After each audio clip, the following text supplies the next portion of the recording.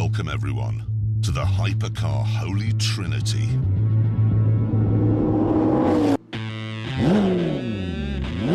Soon the McLaren and the Porsche were ready for some shakedown laps.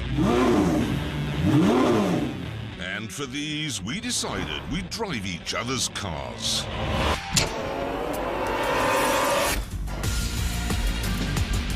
When we arrived, mechanics from Porsche and McLaren pounced on our cars, fettling them for what was to come.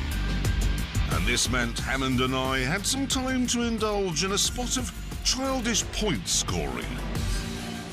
Which one of these is going to be the fastest round this track? This? Yeah. Apart from this one, which will be faster. It won't. Which one do you think will be the fastest? There's one. This one? So Porsche think the Porsche will be fastest, McLaren say the McLaren. How much is it if I wanted to buy one? I think one was sold in an auction for 1.8 million. $1.8 million. Hammond, how much is yours? 838 euros. 1,000, I'm guessing. Yes, it is 1,000, yeah. Why has your car got a number on the side? It's the Weissach edition, this one. You also get titanium chassis bolts. Stupid. Stupid. For just an extra £60,000. And a carbon fibre bonnet strut. Look at that. How much does that save? About 100 grams. 100 grams. Right there. 100 grams. Has the McLaren got a carbon fibre bonnet strut? Doesn't need one. No, because my bonnet doesn't go up because it'll never break down. And it's got silly doors. Proper doors, silly doors. Mine does 34 miles to the gallon. It's just 94. 94 miles to the gallon. 94 mpg. Just remind me, Porsche's owned by... That'll be Volkswagen. Straight away, I can tell you that this doesn't have the brutality or the savagery of the McLaren. Because it has rear-wheel steering and four-wheel drive, it feels secure and safe. And that gives you the confidence to play about. If I went round this corner, this fast in the McLaren, a lot of poo would come out. There's poo coming out now! Jesus! It's spinning its wheels in sixth!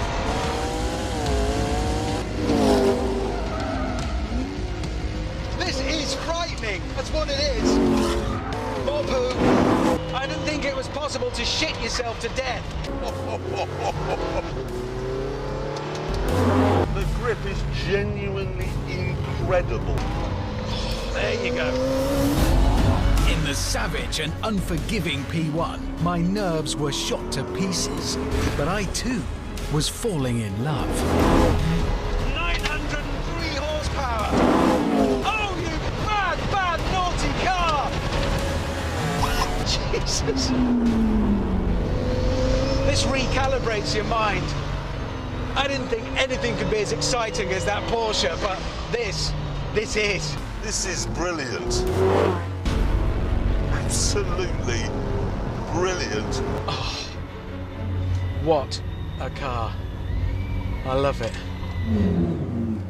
Well? This is rubbish. I was just thinking exactly the same about this. Were you? This was boring me to death. It was like being stuck in a Victorian woman's novel. Well, I'd rather that than being stuck in a telephone box with a panicking gorilla. Rubbish. It was trying to kill me. I It was know, trying to hurt me. It wants to hurt me. That's why I like it. This is a missionary position car.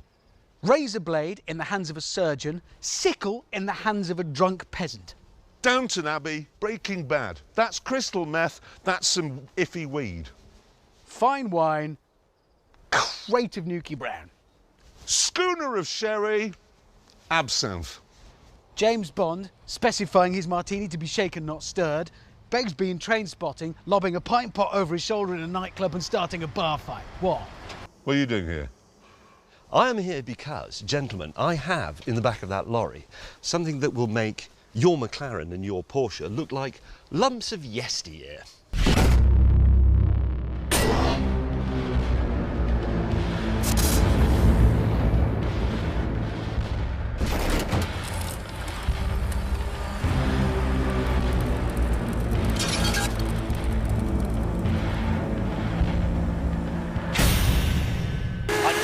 remember the last time a car, or indeed any sort of thing, gave me a fizz like the Ferrari, This has 950 horsepower, 950. More than either of the other two, and it's lighter, it weighs 1,250 kilograms. Actually, there is a bit more to the Ferrari, because what it has is, in effect, a Formula One KERS system.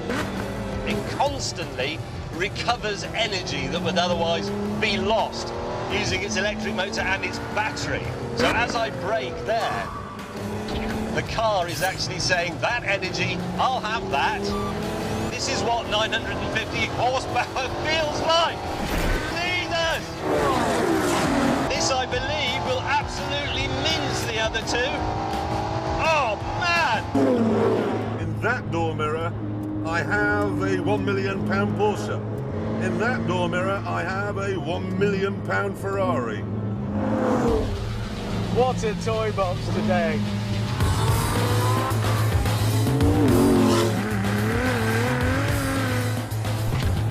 Sparks from Jezza.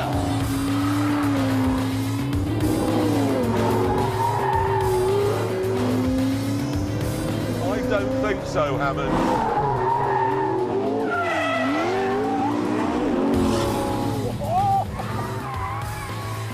This could be so expensive.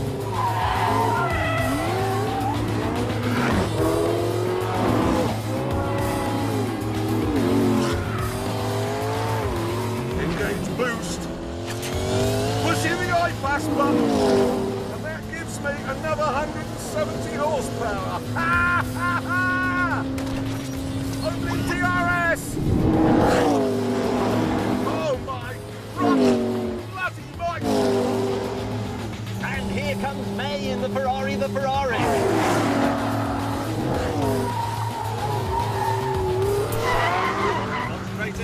Concentrating.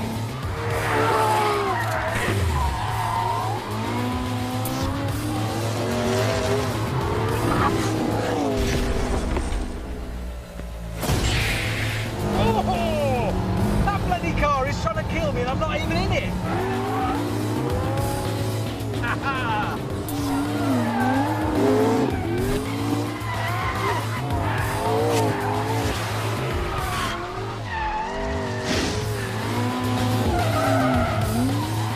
Could have played out there all day, but before we ended up in a £3 million crash, we decided to start the tests to see which of the cars was best. I came up with the first one, mainly to annoy gatecrasher May. Let's make the first test a drag race using electrical power only. Good idea. No, it isn't a good idea. Why not? Because you can't drive the Ferrari on electrical power only. No! No, but of course you can't, because it's a KERS system like a Formula One car. It's got a V12 engine and an electric motor, but they're all integrated. They work together all of the time. You can't separate them. You should have thought about that, shouldn't you? Bad planning. With James reduced to the role of onlooker, we lined up the P1 and the 918 on the start line. But then, instead of revving the petrol engines, we shut them down.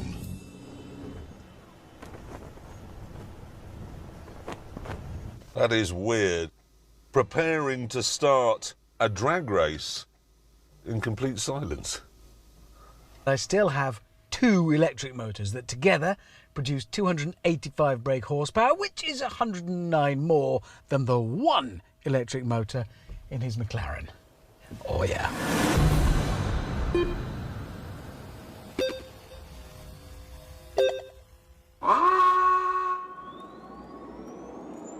Oh, I'm out of here!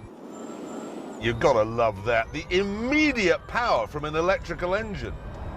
That is 70 miles an hour already, and it isn't enough.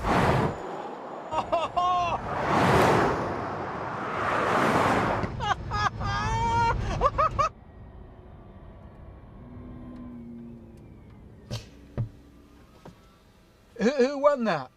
It was me, wasn't it? Yeah, but it's not important, though, is it? Is it not? No, it's just not relevant. Right, right. In a drag race, it's irrelevant which car gets there first. Yeah, yours is the better milk float. Back in the pits, Hammond had an idea for the next test. We've got to drive to the hotel, yeah, haven't we? Yeah. It's about an hour away, and it gives us a chance to see what they're like on the road. That's a good point. Real world. That is a good point. I can't do that. I can't drive the Ferrari on the road.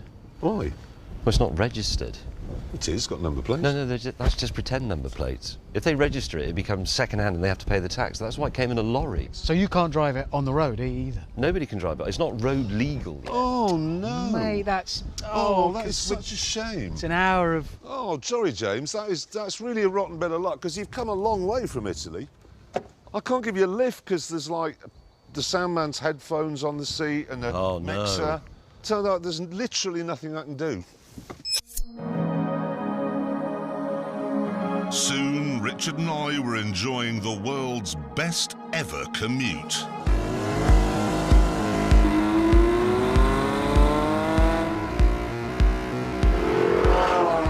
It may be a bit Spartan in here, but it's unbelievably comfortable because it uses electronics rather than traditional anti-roll bars, and that means there's no physical connection between the wheels. So if one goes over a bump, the others aren't affected. It's uncanny. It's like being in a Rolls-Royce Phantom. It's a lovely evening, taking the roof panels out, set the aircon just so, and I'm enjoying a drive in the country.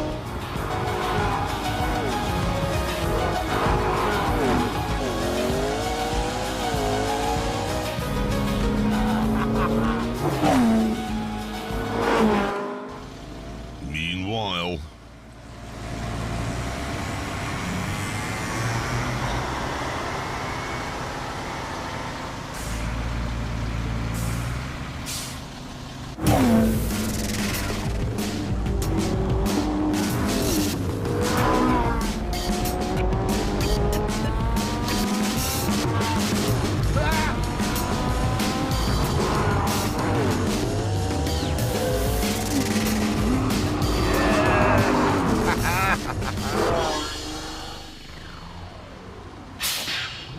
Oh, bloody hell. You're all right. You're all right in Italian.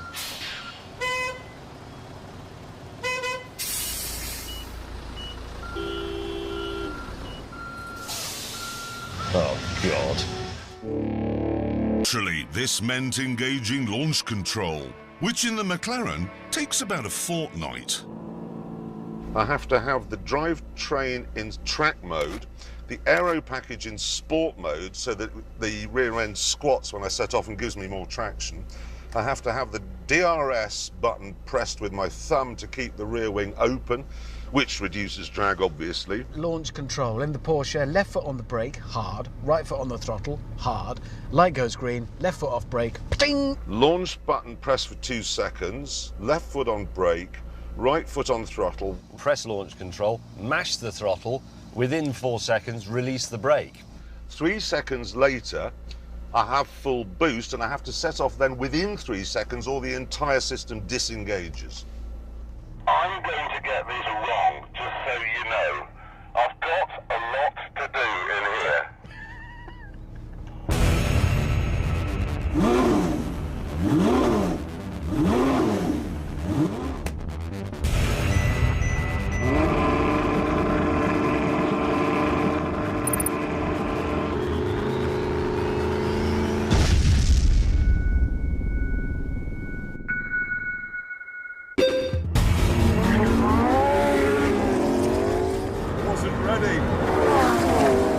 My God, that is quick! Holy mother! Did you see that? Mate, Jesus Christ, it's all over the place.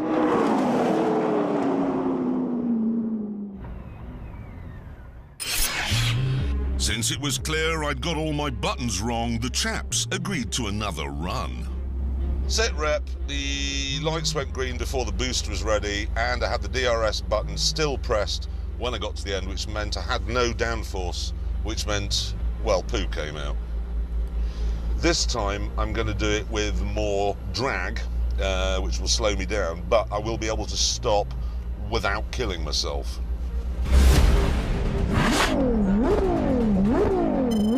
Curse system charged, right.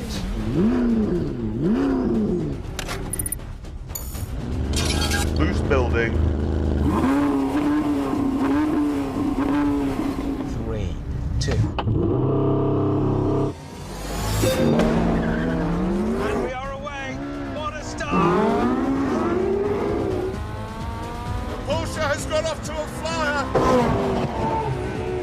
Oh, balls. 180, 190, 210. 230 kilometres an hour.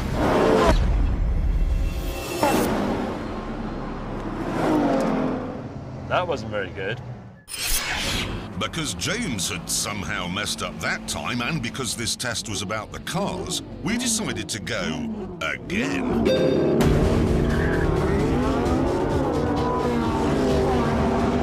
It's a rocket ship. For England!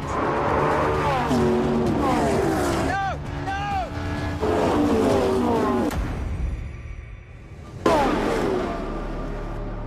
Okay, we have all three won this now. Determined to find a definitive 1, 2, 3 finishing order, we ran again.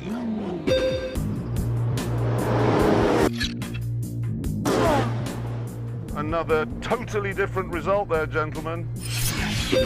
And again. That's a different result again. And again.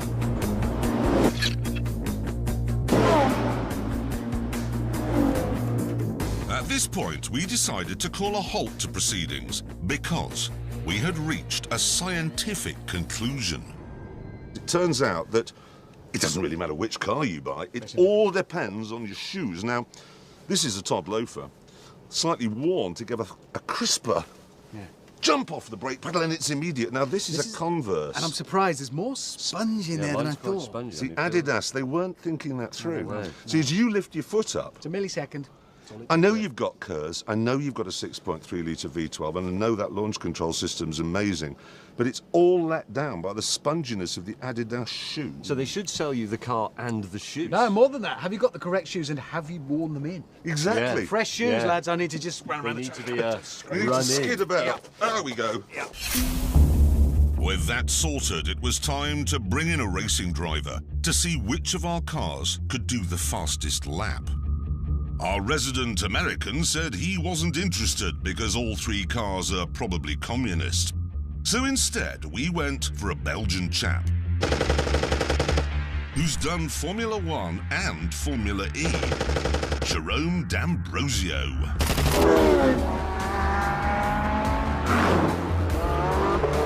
Jerome took the cars out to get a sense of how they handled.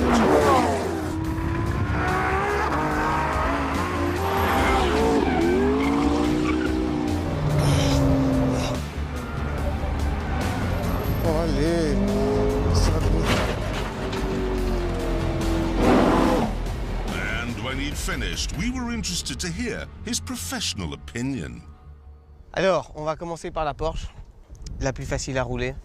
Voiture beaucoup plus assez neutre, beaucoup de grip dans les virages lents, une très bonne motricité. On est directement très à l'aise, il faut 1 ou 2 tours pour se mettre en confiance. Ouais, c'est vrai. Exactement.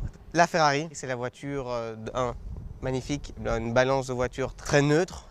Entre les trois, la Ferrari est un super compromis. Elle met aussi assez rapidement en confiance et donc je pense que voilà. Ouais, c'est mal. La McLaren, une voiture, je pense peut-être la plus difficile à piloter. Très facile de faire une erreur. C'est vraiment une voiture de grand garçon.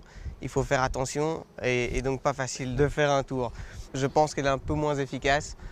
At this point, word reached us that Jeremy was taking liberties with the subtitling machine. So we moved on to the big event, the timed laps.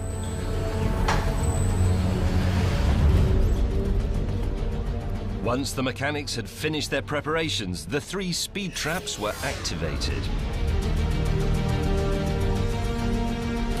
And the Ferrari took its place on the start line. Look how good it looks there. This is just wasting time, it's wasting rubber and fuel. No, this is like an amuse-bouche. Yeah, it is. You've ordered the duck and the sherry trifle. And you're a melon ball. I'm not even listening.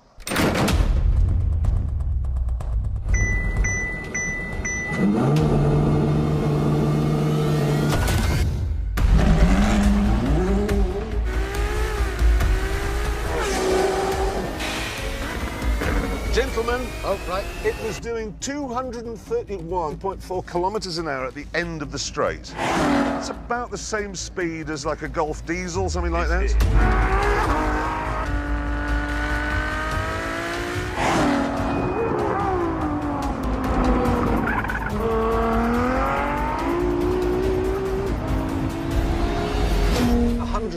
.9.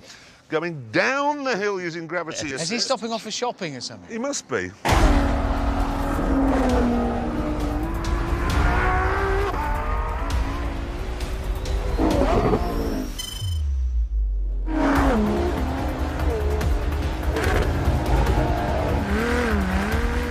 Here he is.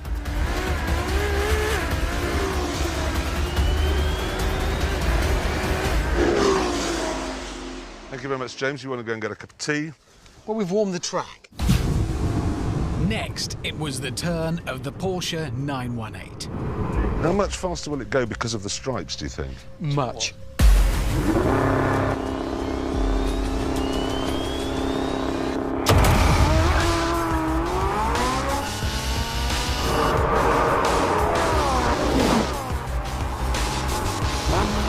.231. So he's faster than the Ferrari.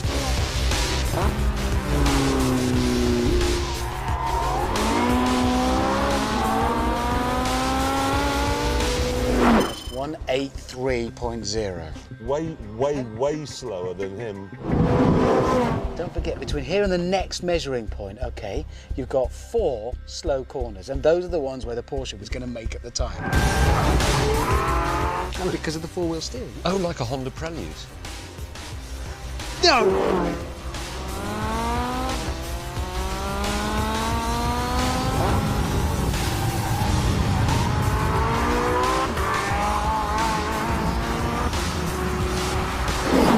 I'm on 10. I'm on 10 point what? 1. So almost to a tenth of a kilometre an hour, the same speed as you.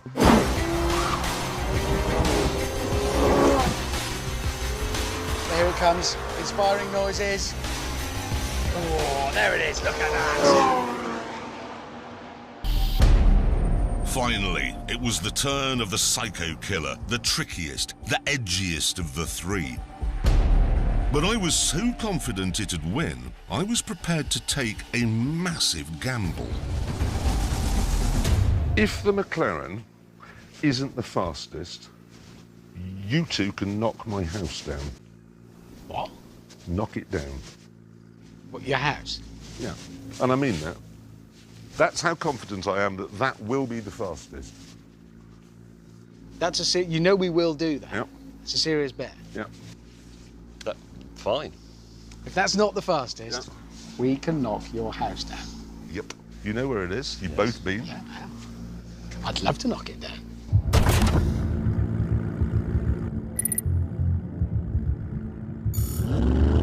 Here we go. A lot riding on this.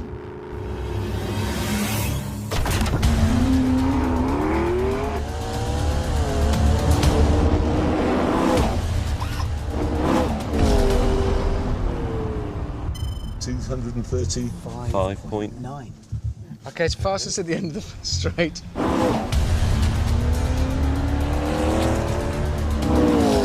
Would you like to come to my house for dinner? Yes, can I bring a bulldozer?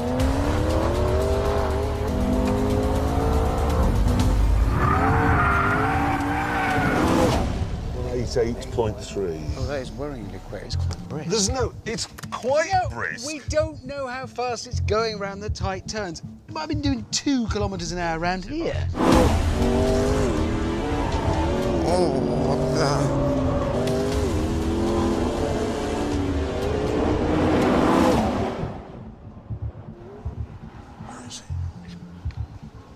crashed.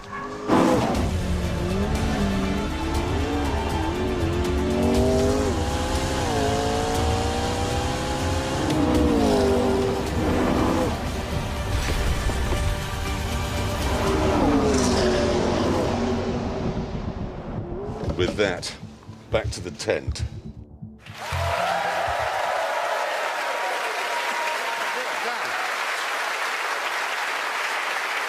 Thank you so much. Now, I want to make it absolutely plain, because I know this matters to Anoraks. All three cars were running on exactly the same sort of tyres. Yes, same tyres, same track, same driver. So the times are down to the cars. Yeah. Yep, and now it is time to reveal those times. And let me just make it absolutely clear. We don't know what they are. The producers have kept them from us. They're top secret. Yeah. So let's put the scoreboard up and let's begin with the Ferrari, I believe. Let's see what it did it in, please.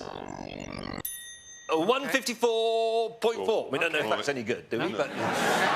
Well, let's move on and do the Porsche next. Let's have a look. What did the Porsche do it in?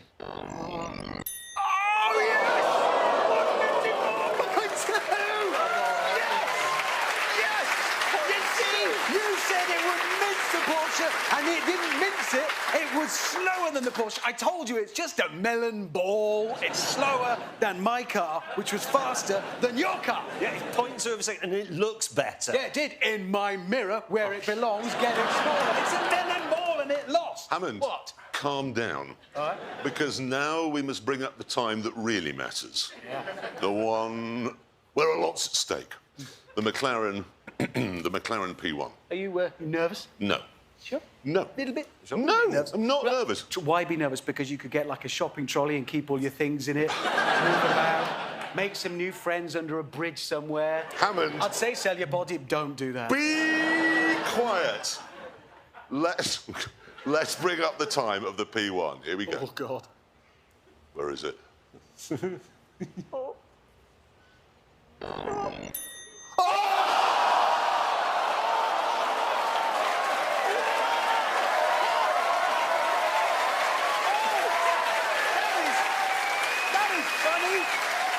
Because you said the fastest, but it's not the fastest, it's the slowest. Ladies and gentlemen, journalist, broadcaster and homeless man, Jeremy Clarkson.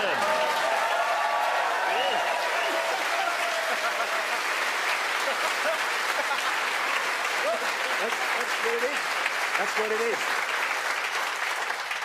You're not really going to knock my house down. Yes, we are. A bet is a bet. Yeah, that's the deal, and we're going to film it. No, but the thing is, on the tyres that the McLaren can be bought with, it was faster. Yeah, no, but we agreed right at the start we'd all run on the same tyres, didn't we? Deal before your car lost. So let's just sum this first show up, shall we? I've lost my house. Mm-hmm. We've had a fight with the audience. Big one. Mm-hmm. Somebody shot our drone down. Yes. And we've killed 3 quite major celebrities. Yes, but on the plus side, my Porsche was the fastest! Yeah! Yeah. And on that terrible disappointment, I'm afraid it's time to end. Thank you all very much for coming. Thank you for watching, and we'll see you next week.